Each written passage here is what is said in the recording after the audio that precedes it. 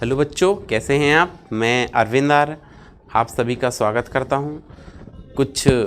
अभी मेरी तबीयत थोड़ी ठीक नहीं थी, इसलिए कुछ आप वीडियो ले नहीं पाए, मतलब कंटिन्यूस वीडियो आ नहीं पाए आपके 2018 के पेपर सॉल्यूशन के।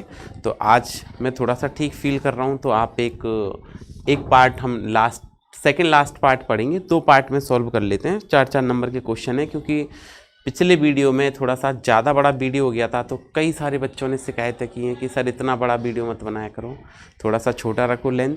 तो आज हम एक पर्टिकुलर लेंथ ही रखेंगे उसकी। तो देखते हैं हम आज 28 नंबर क्वेश्चन क्या है, विद्युत क्षेत्र की तीव्रता को परिभाषित कीजिए। तो हमको जो क्वेश्चन सॉल्व करना है, सबसे पहले क्या परिभाषित करना है, विद्युत क्षेत्र की तीव्रता। तो अगर हम परिभाषा लिखें कि विद्युत क्षेत्र की तीव्रता क्या होगी, तो देखिए विद्युत क्षेत्र की तीव्रता, विद्युत क्षेत्र की तीव्रता। अगर हम विद्युत क्षेत्र की तीव्रता की परिभाषा लिखेंगे कि विद्युत क्षेत्र की तीव्रता क्या होगी, तो ये समझें थोड़ा सा कि अगर हम परिभाषित करें कि विद्युत क्षेत्र की तीव्रता क्या होगी, तो देखिए एक हमने आवेश लिया प्लस क्यू, ठीक है। पहले कॉन्सेप्ट समझते हैं। एक प्लस क्यू आवेश लिया, इस प्लस क्यू आवेश के चारों ओर, ठीक है, एक प्लस क्यू आवेश है, इस प्लस क्यू आवेश के चारों ओर यहाँ पे एक ऐसा क्षेत्र बनता है इसके चारों ओर, तो ये कहलाता है इसका विद्युत क्षेत्र। तो प्लस क्यू आवेश जितनी दूरी में, मतलब जब किसी आवेश को अन्य आवेश के विद्युत क्षेत्र में रखते हैं, ठीक है, तो वो हमेशा एक बल का अनुभव करता है। जब किसी आवेश को दिए गए आवेश के विद्युत क्षेत्र में रखते हैं, तो हमेशा क्या करता है, वो एक बल का अनुभव करता है। हम ये कह सकते हैं कि जब किसी आवेश को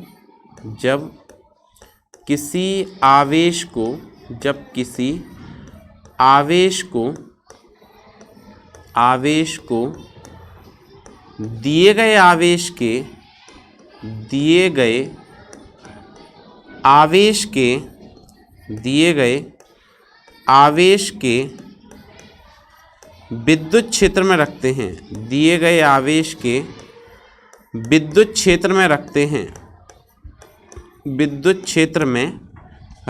हैं, तब वह हमेशा एक बल का अनुभव करता है। विद्युत क्षेत्र में रखते हैं तब विद्युत क्षेत्र में रखते हैं तब वह हमेशा एक बल का अनुभव करता है, हमेशा एक बल अनुभव करता है, ठीक है, हमेशा एक बल अनुभव करता है। ये बात समझ में आई। नोट्स आपको साथ साथ में बनाने हैं। क्या बताया, जब भी किसी आवेश को, ये प्लस क्यू आवेश है, इसको दिए गए आवेश के एक आवेश क्यू नॉट को रखा दिए गए आवेश के विद्युत क्षेत्र में, तो यह इस पर हमेशा एक बल लगाएगा, या वो आकर्षण प्रकृति का हो सकता है और प्रतिकर्षण प्रकृति का हो सकता है। अब देखिए यहाँ से अगर हम परिभाषा देखें, थोड़ा सा क्वेश्चन नोट कर लीजिए। विद्युत क्षेत्र की तीव्रता को परिभाषित कीजिए। एक आवेशित चालक की सतह पर विद्युत बल एवं विद्युत दाब के लिए व्यंजक ज्ञात कीजिए। क्वेश्चन आप नोट कर लीजिए, ठीक है। फिर देखिए इसकी परिभाषा क्या लिखेंगे हम यहाँ पे, तो हमेशा एक बल का अनुभव करता है। इसके बाद आपको लिखना है अतः, क्या लिखेंगे, अतः किसी आवेश के विद्युत क्षेत्र में स्थित किसी आवेश के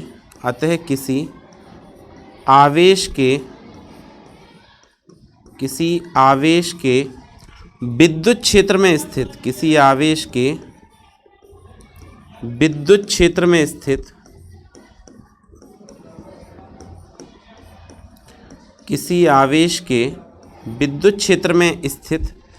इकाई धनावेश पर,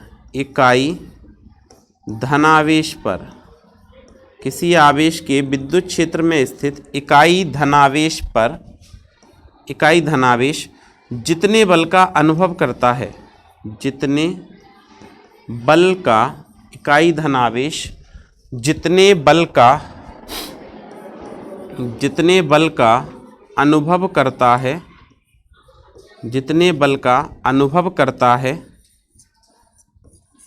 अनुभव करता है, ठीक है, क्या बताया, जब किसी आवेश को दिए गए आवेश के विद्युत क्षेत्र में रखते हैं तब वह आवेश हमेशा एक बल का अनुभव करता है। अतः किसी आवेश के विद्युत क्षेत्र में स्थित इकाई धन आवेश जितने बल का अनुभव करता है उसे विद्युत क्षेत्र की तीव्रता कहते हैं। उसे क्या कहते हैं? उसे विद्युत क्षेत्र की तीव्रता कहते हैं। उसे विद्युत क्षेत्र की तीव्रता कहते हैं। ठीक है, उसे क्या कहते हैं? विद्युत क्षेत्र की तीव्रता कहते हैं। क्या बताया आपको, जब किसी आवेश को दिए गए आवेश के विद्युत क्षेत्र में रखते हैं तो इस पर हमेशा एक बल लगेगा, यह हमेशा एक बल का अनुभव करेगा। अतः किसी आवेश के विद्युत क्षेत्र में स्थित, यह आवेश है, इसके विद्युत क्षेत्र में स्थित इकाई धन आवेश, यदि इसको कितना मान लिया जाए, इस आवेश को इकाई मान लिया जाए, कितना? इकाई धनावेश माना जाए, तब किसी आवेश के विद्युत क्षेत्र में स्थित इकाई धन आवेश जो है वो जितने बल का अनुभव करता है उसे विद्युत क्षेत्र की तीव्रता कहते हैं। क्या कहते हैं? विद्युत क्षेत्र की तीव्रता। अब कहा गया है एक आवेशित चालक की सतह पर विद्युत बल एवं विद्युत दाब के लिए व्यंजक ज्ञात करना है। क्या करना है? आवेशित चालक की सतह पर विद्युत बल एवं विद्युत दाब, ठीक है, और आवश्यक चित्र भी बनाना है। तो आवेशित चालक की सतह पर आपको क्या करना है? विद्युत बल ज्ञात करना और विद्युत दाब ज्ञात करना है। तो देखिए आप क्वेश्चन नोट कर लीजिए, एक आवेशित चालक की सतह पर विद्युत बल एवं विद्युत दाब के लिए व्यंजक प्राप्त कीजिए, आवश्यक चित्र बनाइए। इसको देखते हैं, आवेशित चालक की सतह पर विद्युत बल एवं विद्युत दाब। तो देखिए ये क्या होगा, आवेशित चालक की सतह पर हम कहें तो ऐसे लिख सकते हैं, क्या? आवेशित चालक की सतह पर, आवेशित चालक की सतह पर की, एक मिनट, आवेशित चालक की सतह पर विद्युत बल एवं विद्युत दाब। क्या लिखेंगे? आवेशित चालक की सतह पर, आवेशित चालक की सतह पर, चालक की सतह पर, आवेशित चालक की सतह पर विद्युत बल एवं विद्युत दाब, विद्युत बल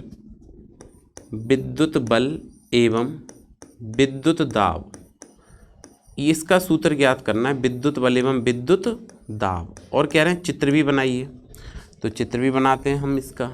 तो देखिए इसके लिए विद्युत बल और विद्युत दाब का मान ज्ञात करना है। अब हमने क्या किया, मान लिया एक आवेशित गोलीय चालक हो गया, ये आवेशित चालक हो गया। या आप इसका 3D डायग्राम देखें थोड़ा सा, तो देखिए 3D में अगर हम इसको देखते हैं तो कुछ ऐसे बनेगा। ये सॉरी,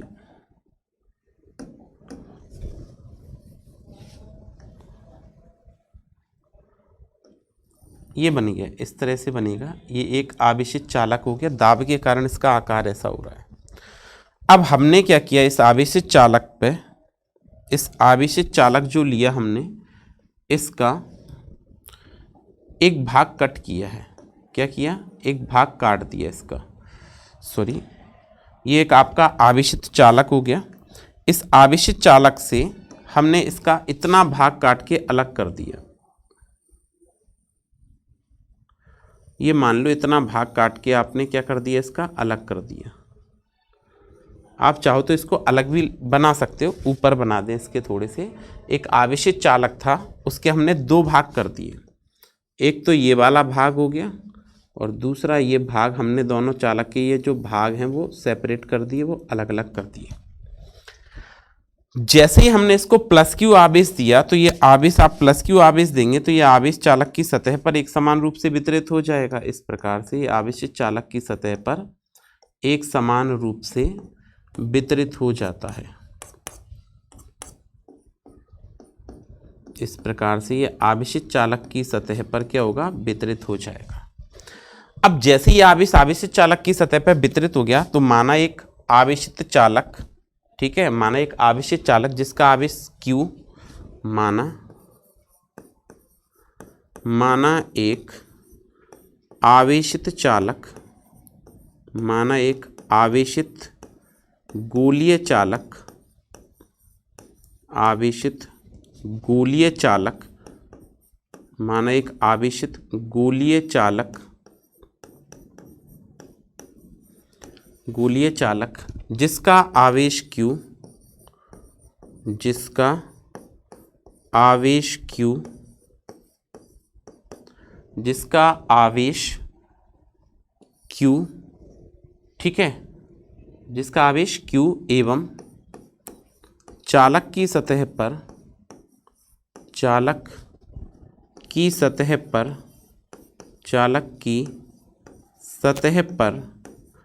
पृष्ठीय आवेश घनत्व, चालक की सतह पर पृष्ठीय आवेश घनत्व,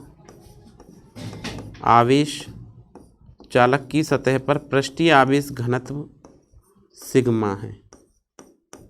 ठीक है, चालक की सतह पर पृष्ठीय आवेश घनत्व सिग्मा है। अब हमने क्या करना है, इसकी विद्युत क्षेत्र की तीव्रता ज्ञात करनी है। तो हमने इस पर दो भागों में विभक्त कर दिया। एक तो भाग ले लिया ये mn, छोटा वाला भाग काट के अलग कर लिया, और एक mln। तो चालक की सतह पर विद्युत क्षेत्र ज्ञात करने के लिए हमने क्या किया, यहाँ पे चालक की सतह पर विद्युत क्षेत्र ज्ञात करने के लिए हमने इसे दो भागों में विभक्त कर दिया, mn और mln। दो भाग बनाए, कौन कौन से, mn और mln। हमने ऐसा माना कि जो mn भाग है उसका आवेश कितना हो गया, dq हो गया। इस mn भाग का आवेश कितना हो गया, dq हो गया। अच्छा, जो बड़ा भाग है mln, इसके कारण विद्युत क्षेत्र की तीव्रता E1 है। तो हमने ये ज्ञात करने के लिए यहाँ पे दो बिंदु ले लिए। एक बिंदु को हमने मान लिया ये P1 बिंदु हो गया, ये कितना हो गया, P1 हो गया। दो भाग लिए, दो बिंदु लिए, एक हो गया आपका P1 और दूसरा हो गया P2। अगर हम P1 की बात करें तो इसके कारण जो विद्युत क्षेत्र है इस वाले भाग के कारण वो माना है हमने कितना, E1, और इस वाले भाग के कारण जो विद्युत क्षेत्र माना है वो माना है कितना, E2। तो हमने पढ़ा है विद्युत क्षेत्र की तीव्रता एक सदिश राशि है। अच्छा, अब ये बिंदु है तो ये आवेश के कारण दूर की ओर, तो विद्युत क्षेत्र की तीव्रता ऐसे जाएगी दूर की ओर, E1। अब इस आवेश के कारण, छोटे dq आवेश के कारण भी दूर की ओर, तो इसके कारण भी दूर की ओर जाएगी, E2। बात समझ पा रहे हैं? अंदर ज्ञात करना है तो हमने पढ़ा है विद्युत क्षेत्र की तीव्रता एक सदिश राशि, और इतने भाग के कारण, इस भाग के कारण दूर की ओर, तो दूर तो इधर जाएगा, इसका दूर इधर जाएगा, तो हमने ये लिखा इसके भाग के कारण कितनी आएगी, दूर की ओर E1। और इस वाले भाग के कारण भी दूर की ओर, तो दूर की ओर तो इधर जाएगा इसका दूर की ओर, तो ये आ जाएगी E2। बात समझ पा रहे हैं? इस भाग के कारण दूर की ओर, तो दूर की ओर इधर बनेगा, और इस भाग के कारण दूर की ओर तो वो इधर बनेगा। लेकिन अगर हम बाहर वाले बिंदु पर बात करें P1 पर, तो क्या करेंगे, इसके कारण दूर की ओर ऐसे ही जानेगा, इसके कारण दूर की ओर ऐसे ही बनेगा। क्या बात समझ पा रहे हैं आप? तो हमने क्या लिखा, माने एक आवेशित गोलीय चालक जिसका आवेश Q एवं चालक की सतह पर पृष्ठीय आवेश घनत्व सिग्मा है। ठीक है, चालक के कारण हमको क्या ज्ञात करना है, बल ज्ञात करना है।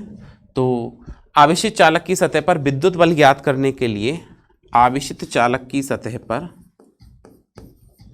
आवेशित चालक की सतह पर, चालक की सतह पर विद्युत बल ज्ञात करने के लिए, विद्युत बल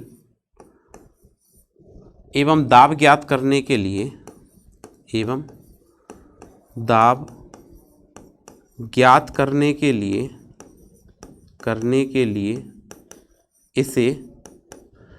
इसे mn और mln दो भागों में विभाजित करते हैं। इसे mn एवं mln दो भागों में विभाजित करते हैं, दो भागों में विभाजित करते हैं,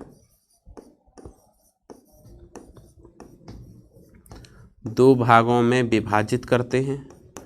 ठीक है, दो भागों में बांट देते हैं। भाग mn के कारण तीव्रता, भाग mln के कारण तीव्रता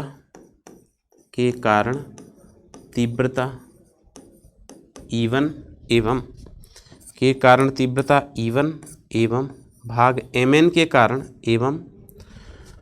भाग mn के कारण, भाग mn के कारण तीव्रता, mn के कारण तीव्रता E2 है। ठीक है, के कारण तीव्रता E2 है।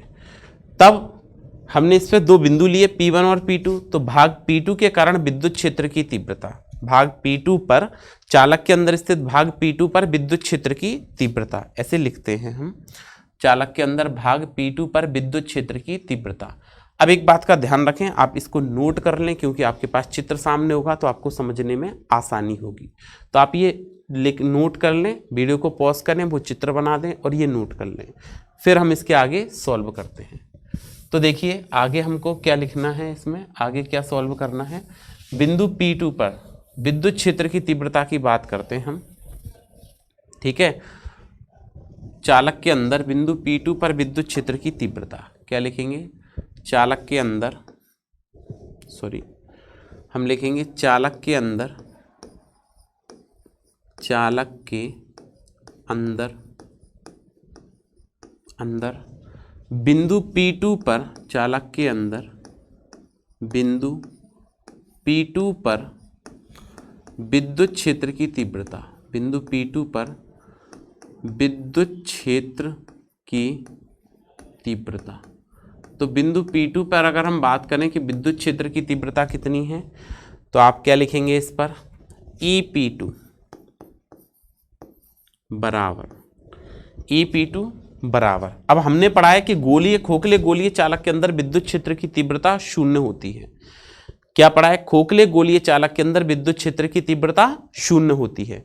तो EP2 बराबर, लेकिन इन दोनों की दिशा एक दूसरे के विपरीत है, तो घटाना पड़ेगा आपको, तो हम लिखेंगे E1 माइनस E2। इस पर अंदर कितनी होती है, 0, तो यह जाएगा E1 माइनस E2, तो यह आ जाएगा आपका E1 बराबर E2। पहला समीकरण, बड़ा इंपॉर्टेंट पॉइंट है, ये ध्यान रखने वाला है। बिंदु P2 पर विद्युत क्षेत्र की तीव्रता ज्ञात करने के लिए हमने परिणामी तीव्रता, या बिंदु चालक के अंदर बिंदु P2 पर विद्युत क्षेत्र की परिणामी तीव्रता, विद्युत क्षेत्र की, ऐसे लिख लें, विद्युत क्षेत्र की परिणामी तीव्रता, परिणामी तीव्रता। तो विद्युत क्षेत्र की परिणामी तीव्रता ये आएगी, सॉरी विद्युत क्षेत्र की परिणामी तीव्रता इतनी आएगी, परिणामी तीव्रता। ठीक है, EP2 बराबर E1 माइनस E2, ये 0 हो गया, तो E1 minus E2, E1 equal to E2, एक समीकरण आ गया आपके पास। क्या आप बात समझ पा रहे हैं? इसका मतलब है कि ए और ये दोनों बराबर हैं। अब बिंदु चालक के बाहर, बिंदु P1 पर विद्युत क्षेत्र की तीव्रता, तो हमने लिखा चालक के बाहर, चालक के बाहर बिंदु P1 पर, बिंदु P1 पर विद्युत क्षेत्र की तीव्रता, बिंदु P1 पर विद्युत क्षेत्र की तीव्रता। अब कहाँ कैलकुलेट कर रहे हो आप? P1 पर कैलकुलेट कर रहे हो। P1 पर कैलकुलेट करेंगे तो हम क्या लिखेंगे, EP1 equal to E1 plus E2। और समीकरण 1 से हम ऐसा पहले सिद्ध कर चुके हैं। क्या हम यहाँ पे लिखेंगे, क्या समीकरण 1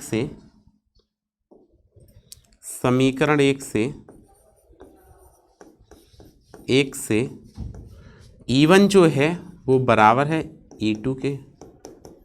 ठीक है, E1 E2 के बराबर है। इसका मतलब आप यहाँ पे क्या कह सकते हो कि आप कह सकते हो EP1 equal to E1 plus E1, ऐसा कहा जा सकता है। या आप ऐसा कह सकते हो क्या, E2 प्लस E2।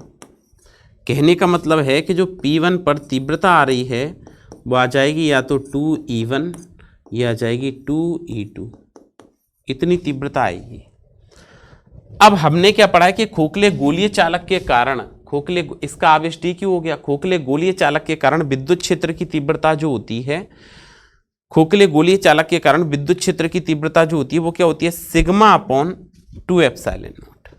खोखले गोलीय चालक के कारण अगर आप देखोगे तो विद्युत क्षेत्र की तीव्रता क्या आएगी, सिग्मा अपॉन 2 एप्सिलॉन नॉट, इतनी विद्युत क्षेत्र की तीव्रता होती है किसके कारण? खोखले गोलीय चालक के कारण।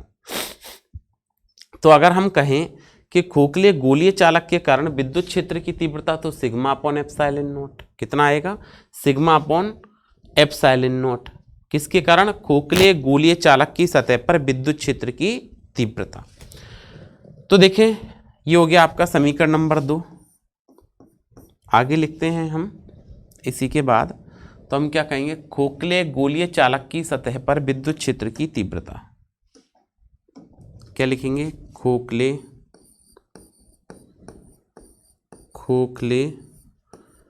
गोलीय चालक की सतह पर, खोखले गोलीय चालक की खोखले गोलीय चालक की सतह पर विद्युत क्षेत्र की तीव्रता, विद्युत क्षेत्र की तीव्रता।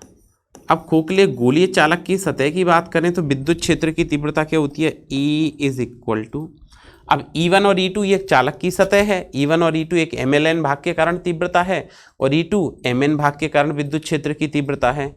तो ये क्या बनेगी? E1 बराबर है E2 के, ऐसा हमने समीकरण 1 से पढ़ा है, और तीव्रता आएगी सिग्मा अपॉन एप्सिलॉन नॉट। कितनी तीव्रता आएगी? Sigma upon epsilon nought. ये E1 और E2 का मान है गोलीय चालक की सतह पर, ये E1 और E2 समीकरण 1 से बराबर है। तो हम यहाँ पे तब समीकरण 2 में ये E1 और E2 अगर बराबर हैं तो समीकरण 2 से क्या कह सकते हैं? तब समीकरण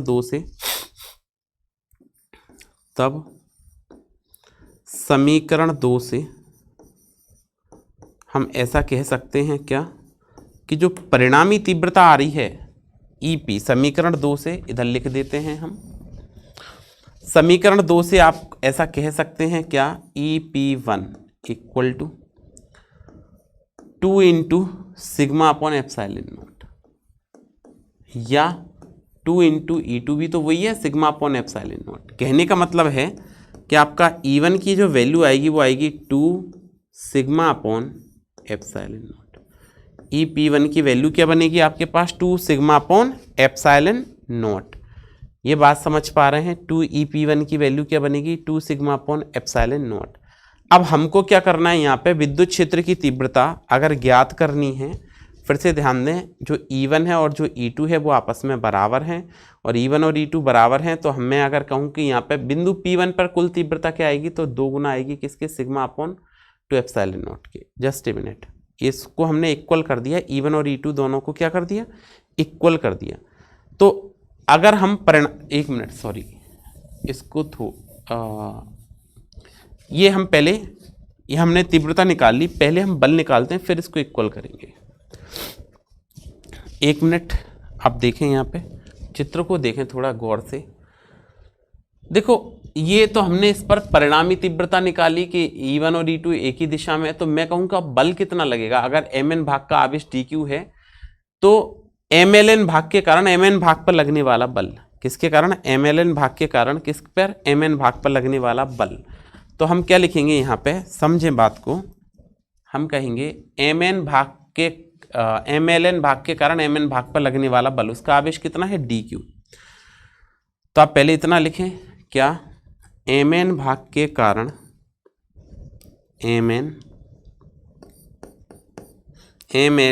भाग के कारण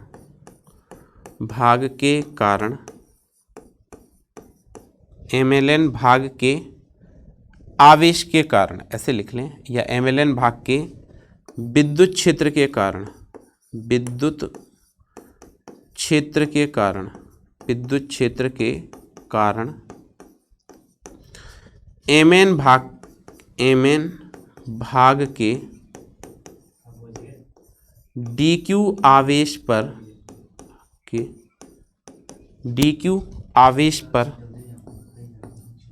आवेश पर लगने वाला बल। तो कितना बल लगेगा वो देखते हैं। तो हम लिखेंगे अब dF बराबर F इक्वल टू QE, तो आवेश कितना है? dq और E। अब इस भाग के कारण तीव्रता कितनी है? तो E1 मानी है। इस भाग के कारण चित्र में देखें एक बार, इस भाग के कारण तीव्रता कितनी है, E1 है। तो ये E1 भाग के कारण जो तीव्रता है वो इस पर बल लगाएगी, वो इस वाले भाग पर क्या करेगी, बल लगाएगी। तो वो इस वाले भाग पर कितना बल लगाएगी, अब हमको ये चेक करना है इस वाले भाग पर ये E1 तीव्रता के कारण इस पर dq आवेश है तो वो कितना बल लगेगा। तो वो हमने मान ज्ञात किया कि बल लगेगा आपका कितना, dq F equal to Q E, तो E1। अब E1 का मान तो हमको पता है, E1 का मान है सिग्मा अपॉन एप्सिलॉन नॉट। तो DF बराबर E1 का मान लिखा sigma upon epsilon not into DQ। क्या बात समझ पा रहे हैं, बल कितना आ गया, सिग्मा अपॉन एप्सिलॉन नॉट, क्या आया, sigma upon 2 epsilon not, sorry not sigma upon epsilon not, sigma upon 2 epsilon nought. ये गड़बड़ हो गई यहाँ पे, थोड़ा खोखले गोलीय चालक के कारण तीव्रता 2 एप्सिलॉन नॉट, ठीक है। क्या आएगा, sigma upon 2 epsilon not, sigma upon 2 epsilon nought. तो अगर आप यहाँ पर देखें तो एक्चुअली ये खोखले गोलीय चालक की सतह पर विद्युत क्षेत्र की तीव्रता होती है, क्या होती है, सिग्मा अपॉन 2 एप्सिलॉन नॉट। खोखले गोलीय चालक की सतह पर ये विद्युत क्षेत्र की तीव्रता होती है, कितनी होती है, सिग्मा अपॉन 2 एप्सिलॉन नॉट। अब E1 और E2 बराबर हैं, और अगर E1 और E2 बराबर हैं तो आप ऐसा कह सकते हैं यहाँ पे कि E1 आएगा आपका, E1 आएगा क्या, sigma upon 2 epsilon not, okay. क्या आएगा, सिग्मा अपॉन 2 एप्सिलॉन नॉट। ये आपका बल आ गया, एक सूत्र आ गया बल का। लेकिन हमने ऐसा पढ़ा है, ध्यान रखें, खोखले गोलीय चालक की सतह पर जो विद्युत क्षेत्र की तीव्रता होती है सिग्मा अपॉन 2 एप्सिलॉन। फिर हमने ऐसा पढ़ा है यहाँ पे क्या, कि E equal to sigma upon epsilon nought, ये विद्युत क्षेत्र की तीव्रता अगर हम लिखें, क्योंकि देखो सिग्मा अपॉन 2 एप्सिलॉन नॉट, ये भी बात समझें कि सिग्मा अपॉन 2 एप्सिलॉन नॉट कैसे आया, सतह पे तो होती है सिग्मा अपॉन एप्सिलॉन नॉट, खोखले गोलीय चालक की सतह पर कितनी होती है, sigma upon epsilon not.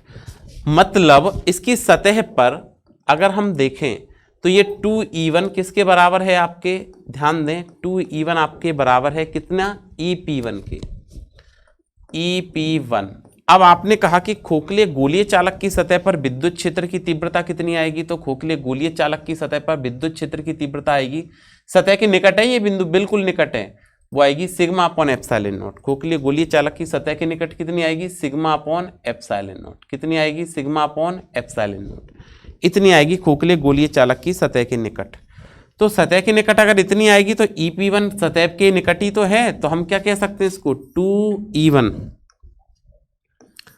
2E1 is equal to sigma upon epsilon nought. तो E1 क्या आ जाएगा, सिग्मा अपॉन 2 एप्सिलॉन नॉट, ये आएगी एक्चुअली वैल्यू, क्या आएगा, सिग्मा अपॉन 2 एप्सिलॉन नॉट। तो ये तो आ गया आपका सिग्मा अपॉन 2 एप्सिलॉन नॉट, समझ पा रहे हैं बात को, कितना आ गया, सिग्मा अपॉन 2 एप्सिलॉन नॉट। ये विद्युत क्षेत्र की तीव्रता बन गई, बात समझ पा रहे हैं, क्योंकि ये 2E1 है और 2E2 है, तो या आप ये वाला पॉइंट यहाँ पे लिख दें कि 2E1 इक्वल टू EP है, EP मतलब सतह पे सिग्मा अपॉन एप्सिलॉन नॉट, तो E1 आ जाएगा सिग्मा अपॉन 2 एप्सिलॉन नॉट। ऐसे E2 के एक बार इसको बराबर रखोगे तो E2 के बराबर रखोगे तो 2E2 equal to EP1, EP1 क्या है, सिग्मा अपॉन एप्सिलॉन नॉट, तो E2 की वैल्यू आ जाएगी सिग्मा अपॉन 2 एप्सिलॉन नॉट। ये बल का मान आ गया। लेकिन सतह पे हमने क्या कहा, विद्युत क्षेत्र की तीव्रता सिग्मा अपॉन एप्सिलॉन नॉट, तो सिग्मा का मान क्या आ जाएगा यहाँ से, तो सिग्मा का मान आ जाएगा आपके पास एप्सिलॉन नॉट इंटू ई, क्या जाएगा, एप्सिलॉन नॉट इंटू ई। तो अगर सिग्मा का मान एप्सिलॉन नॉट इंटू ई है तो आप सिग्मा की जगह ये वैल्यू रखें, तो ये आ जाएगा आपका बल DF बराबर epsilon nought E divided by 2 epsilon not और इंटू DQ। क्या बात समझ पा रहे हैं, सिग्मा की जो वैल्यू है वो क्या है, E equal to sigma upon epsilon nought, क्या है, सिग्मा अपॉन एप्सिलॉन नॉट। तो आप चाहें तो इसकी वैल्यू पुट कर सकते हैं। एक बात और है, ये आपने सिग्मा की वैल्यू कैलकुलेट कर ली, एप्सिलॉन नॉट E और 2 एप्सिलॉन नॉट। अगर आप चाहें तो DQ का मान भी रख सकते हैं। तो एक बार तो है ना, ये इससे ये कैंसिल कर दें तो एक और फॉर्मूला बन गया यहाँ से बल का, क्या, DF बराबर 1/2 E इंटू DQ। दूसरी बात यहाँ लिख देते हैं हम, थोड़ा सा स्पेस, सॉरी थोड़ा कम है। दूसरी बात आप यहाँ पे ऐसे भी कहा जा सकता है, क्या, इधर लिख रहे हैं, ध्यान दें कि आवेश, हमने क्या पढ़ा, ये दो इक्वेशन आप याद रखें, एक तो ये वाला समीकरण और एक ये वाला समीकरण। एक और बात, अगर हम आपसे कहें कि आपका जो बल आया है वो आया है DF बराबर क्या आया है, DQ/E1, तो आप ऐसा भी तो कर सकते हैं कि आपने पृष्ठीय आवेश घनत्व का सूत्र पढ़ा था। किसका सूत्र पढ़ा? पृष्ठीय आवेश घनत्व का सूत्र पढ़ा। तो पृष्ठीय आवेश घनत्व क्या होता है? सिग्मा इक्वल टू आवेश बटे पृष्ठीय क्षेत्रफल, आवेश बटे पृष्ठीय क्षेत्रफल। तो DQ की वैल्यू क्या आ जाएगी आपकी यहाँ से? सिग्मा DS आ जाएगी। DQ की वैल्यू क्या आ जाएगी? सिग्मा DS आ जाएगी। ये वैल्यू यहाँ पे रखें तो DF बराबर DQ की वैल्यू है सिग्मा DS इंटू E1, और E1 का मान हमको पता है कि E1 का मान यहाँ से कितना आता है? सिग्मा अपॉन 2 एप्सिलॉन नॉट, ये आता है सिग्मा अपॉन 2 एप्सिलॉन नॉट। तो ये आपका एक और बल का फॉर्मूला आ जाएगा, sigma DS into sigma upon 2 epsilon not. मतलब फाइनल फॉर्मूला क्या बन गया वो देखें, तो फाइनल फॉर्मूला आपके पास बन गया DF is equal to sigma square upon 2 epsilon not into DS। ठीक है, ये बन गया DF बराबर sigma square upon 2 epsilon not into DS। फिर से वही बात, आप यहाँ पे चाहें तो सिग्मा को और क्या लिख सकते हैं? सिग्मा को लिख सकते हैं epsilon not into E। Sigma को आप यहाँ से क्या लिख सकते हैं? Epsilon not into E। तो ये जो DF का सूत्र बनेगा वो क्या बनेगा? एप्सिलॉन नॉट E इसका whole square divided by 2 epsilon not into DS। इसका होल स्क्वायर आप सॉल्व कर दें, यहाँ इसका होल स्क्वायर आप सॉल्व कर दें तो ये बनेगा epsilon not square E square 2 epsilon not DS। एक एप्सिलॉन नॉट से एक एप्सिलॉन नॉट को कैंसिल आउट कर दें, एप्सिलॉन नॉट से एक एप्सिलॉन नॉट क्या हो जाएगा? कट जाएगा आपका यहाँ पे। तो देखिए अगर एप्सिलॉन नॉट से एप्सिलॉन नॉट कैंसिल होगा तो ये जो सूत्र बनेगा आपका बल का वो बनेगा 1/2 epsilon not E square into DS। ये बल के दोनों फॉर्मूले काफ़ी इंपॉर्टेंट हैं, इनको याद रखें।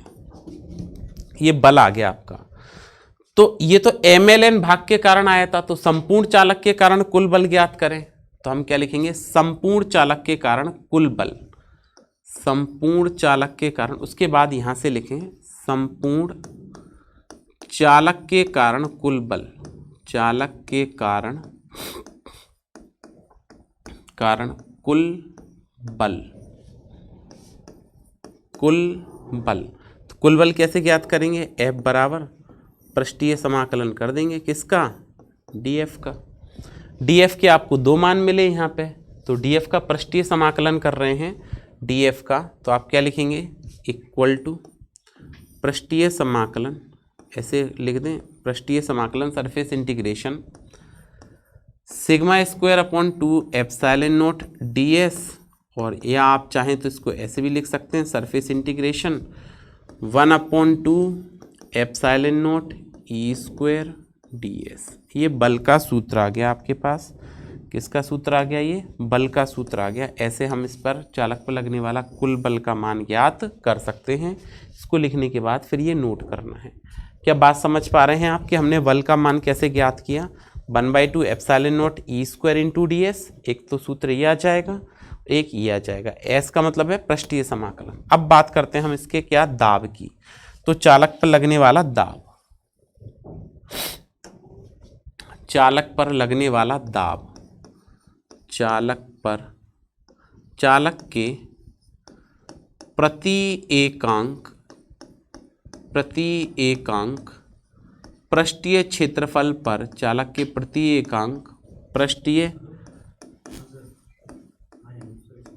क्षेत्रफल पर, चालक के प्रति एकांक पृष्ठीय क्षेत्रफल पर लगने वाला बल, लगने वाला बल दाब कहलाता है, दाब कहलाता है। प्रति एकांक क्षेत्रफल पर लगने वाला बल क्या कहलाता है? दाब कहलाता है। तो देखो दाब चाहिए तो हमने प्रति एकांक पृष्ठीय क्षेत्रफल पर लगने वाला बल, तो DF अपॉन DS ये सूत्र बनेगा। डी एफ का मान रखें, डी एफ के आपको दो मान प्राप्त हुए, एक तो आपको प्राप्त हुआ half epsilon nought E square और एक क्या प्राप्त हुआ sigma square upon 2 epsilon nought. तो P इज इक्वल टू आप क्या लिखोगे, सिग्मा स्क्वायर डी एफ का मान रखेंगे sigma square upon 2 epsilon not D S upon D S. एक तो फॉर्मूला ये आ गया, तो ये डी एस से ये डी एस कट जाएगा, तो दाब का सूत्र आएगा sigma square upon 2 epsilon nought, ये दाब आ जाएगा। या आप यहाँ पे फिर से दाब को क्या लिख सकते हैं, तो ध्यान दें सिग्मा को आप लिखेंगे, हमने पढ़ा है विद्युत क्षेत्र की तीव्रता सतह पे सिग्मा अपॉन एप्सिलॉन नॉट, इसका इधर गुणा किया तो sigma equal to epsilon not into E, ये रखें। P बराबर आपका लिखेंगे एप्सिलॉन नॉट ई इसका whole square divided by 2 epsilon nought. जब सॉल्व करेंगे तो आपका आएगा epsilon nought E square 2 epsilon nought. अब ध्यान दें यहाँ पे क्या हो रहा है, एप्सिलॉन नॉट से एप्सिलॉन नॉट कैंसिल आउट हो गया, तो दाब आ जाएगा क्या 1/2 एप्सिलॉन नॉट ई स्क्वायर, ये दाब का सूत्र आ गया। तो क्या बात समझ पा रहे हैं, तो ऐसे आपको बल और दाब ज्ञात करना था। काफ़ी एक ही क्वेश्चन काफ़ी लेंदी हो गया, आपने अच्छे से सीखा, लेकिन इसको फिर से मैं एक बार थोड़ा सा फटाफट से एक्सप्लेन करता हूँ, आप इसको ज़रा देखें और आज का लेक्चर हम यहीं कंप्लीट करेंगे। ठीक है, देखें क्या है पूरा सिस्टम एक बार। तो हमने कहा ये आपके पास एक चालक दिया गया था, ये चालक है, इसको हमने प्लस क्यू आवेश दिया तो एक समान रूप से इसके पृष्ठ पर वितरित हो गया। इसके हमने दो भाग कर दिए, एक भाग mn हो गया और एक mln हो गया। इस भाग के कारण तीव्रता E1, इस भाग के कारण तीव्रता E2।